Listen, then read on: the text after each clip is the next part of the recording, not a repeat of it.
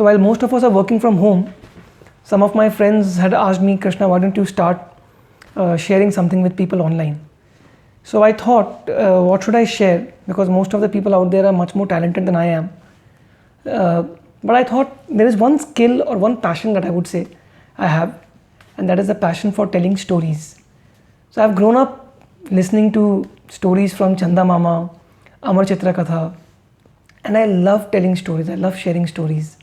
So I thought, let me share some of these beautiful stories with you all. And if you like it, I will share a few more. So this is the first story that I'm sharing, and it's one of my most favorite stories. This story is about a master and a disciple. So a young boy once went to a master and asked the master that, Master, I want to learn about the Vedas, the scriptures. Can I please become your disciple? So the master said, yeah, no problem. So why don't you take this application form and fill it, and you can join me from tomorrow. So the student was very happy. He filled up the form and asked the master, but Master, can I ask you a question? How much time will it take for me to learn the scriptures? The master smilingly looked at the student and said, well, I can't really give you a time, but don't worry, it will not take you too long.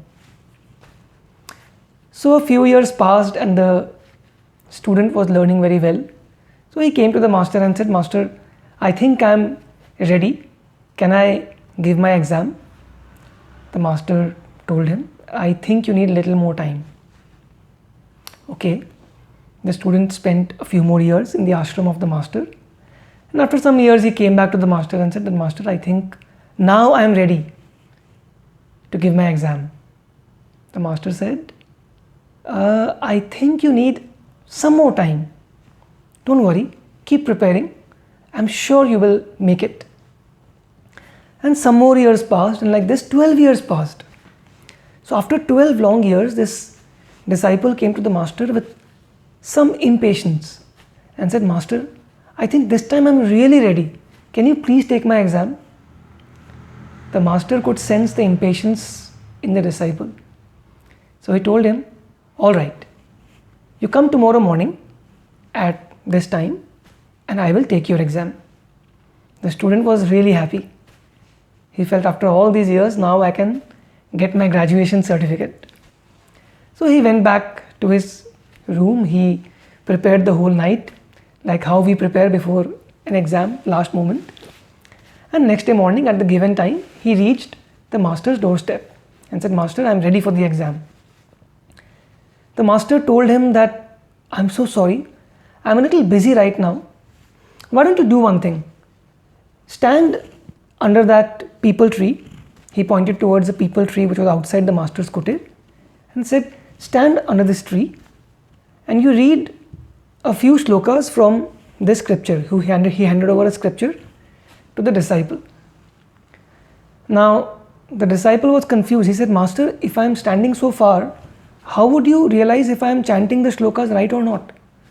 The master said, don't worry. This tree is very special. Each time you make a mistake, one leaf from the tree will fall.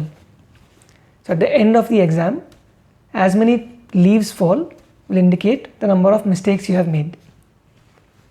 So the master said this, and the student said, if the master has said so, it must be right. So he took the scripture and went and stood under the tree. Now this scripture happened to be the student's most favorite scripture, and he had complete mastery over it. So with a lot of confidence, he started reading the first shloka of the scripture. And the moment he read the first word, all the leaves of the tree fell. The student was stunned. He did not know what to do.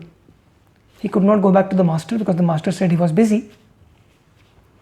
So while all this was happening, another senior disciple of the master was watching from a distance. So this boy went to this senior disciple and asked him, brother, what do you think went wrong? I was chanting the shloka in perfect meter. I don't think I made any mistake. What do you think happened? So this senior disciple, with a lot of compassion, looked at this young boy and said, "You fool, don't you know? Even before you recite any shloka, before you recite the name of any god, you have to first remember and recite the name of your Guru, who has taught you and made you capable of taking the Lord's name. If you've not invoked your Guru, any action that you do is futile." So friends, this is the importance given by the scriptures to a master. So a master is called Pratah Smaraniya. Means you remember your master the moment you wake up in the morning. So they say that before any work that you do, before any action you do, if you invoke the name of your master and surrender to him, that action bears results. Otherwise it's futile. Let me know you like this story. Drop me a comment, and I think I'll share a few more in the coming weeks. Jai Gurudev.